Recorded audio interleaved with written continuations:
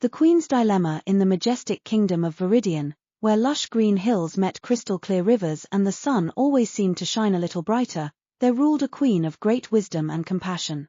Her name was Queen Elara. Beloved by her people, she was known for her fairness, her kindness, and her unwavering dedication to the prosperity of her realm.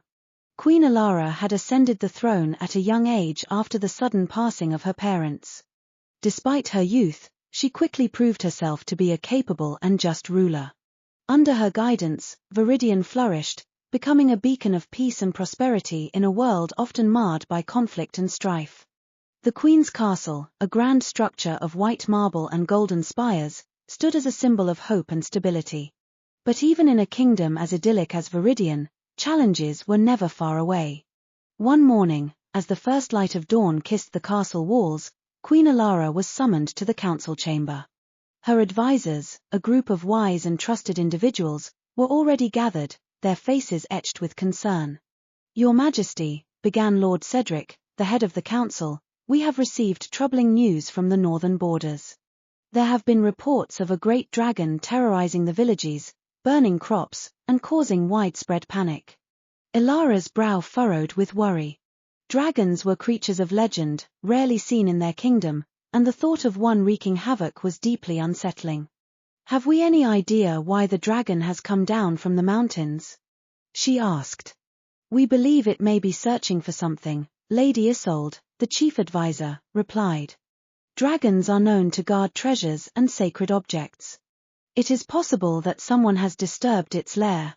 Elara rose from her throne, her eyes filled with determination. "We must protect our people. I will go to the northern villages myself and see what can be done to stop this dragon." Her council was taken aback by her declaration. "Your Majesty, it is too dangerous," Lord Cedric protested. "We cannot risk your safety." But Queen Elara was resolute. "I am the Queen, and it is my duty to protect my realm. I will not ask my people to face dangers I am not willing to face myself. Prepare my horse and a small guard. We leave at once." Within the hour, Queen Elara and her entourage set out for the northern villages.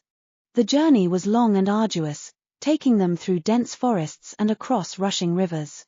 As they traveled, Elara spoke with the villagers, listening to their fears and gathering information about the dragon's attacks.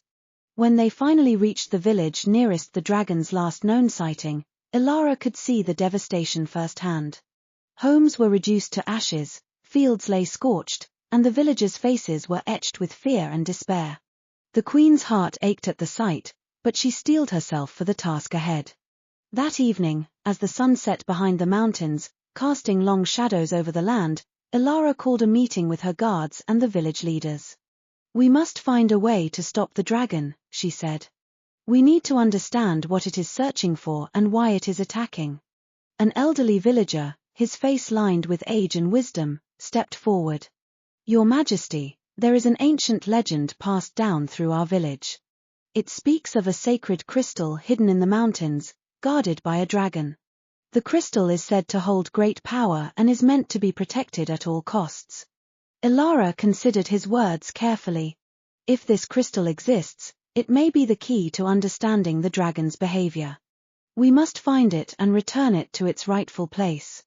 The next morning, Elara led a small group up the mountain, following the path described in the legend. The climb was steep and treacherous, but the Queen pressed on, driven by her determination to save her people. As they neared the summit, they entered a vast cave, its walls glistening with the faint glow of crystals. At the heart of the cave lay the object of their quest, a large, radiant crystal pulsing with an inner light. As they approached, a deep, resonant growl echoed through the cavern. The dragon, a magnificent creature with scales of iridescent blue and eyes that burned with ancient wisdom, emerged from the shadows. "Who dares enter my lair?" The dragon's voice rumbled, shaking the very ground. Queen Elara stepped forward, her gaze steady and unafraid. "I am Elara, Queen of Veridion. We seek to understand why you have left your mountain and brought destruction to our villages." The dragon's eyes narrowed, but there was a flicker of curiosity. "My crystal was stolen, taken from its sacred resting place. I have searched tirelessly to find it and return it to its rightful place. Elara nodded, understanding dawning upon her. We found the crystal here, in your lair. We wish only to restore peace to our land and to see that your sacred charge is protected. The dragon regarded her for a long moment before speaking. You are brave and wise, Queen Elara.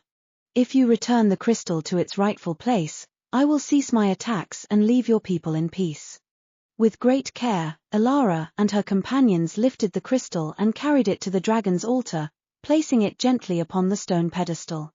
The dragon watched with a solemn expression, and as the crystal settled into place, a wave of energy filled the cave, restoring its ancient magic. You have honored your word, the dragon said. I will honor mine. Veridion will be safe once more. Queen Elara bowed respectfully. Thank you, noble dragon. May we coexist in peace and mutual respect. The dragon nodded, and with a powerful beat of its wings, it soared out of the cave and into the sky. Elara and her companions made their way back down the mountain, the weight of their success lifting their spirits. When they returned to the village, the people rejoiced, their fear replaced with gratitude and hope. Elara's bravery and wisdom had saved them, and her actions strengthened the bond between the queen and her subjects. Back in Veridion, life returned to normal, but the story of Queen Elara and the dragon became a legend, passed down through generations. It was a tale of courage, wisdom, and the power of understanding, a reminder that even the greatest challenges could be overcome with compassion and resolve. Queen Elara continued to rule with grace and wisdom, her heart forever tied to the people and the land she loved. And under her guidance, Veridion flourished, a shining example of a kingdom where peace and prosperity reigned.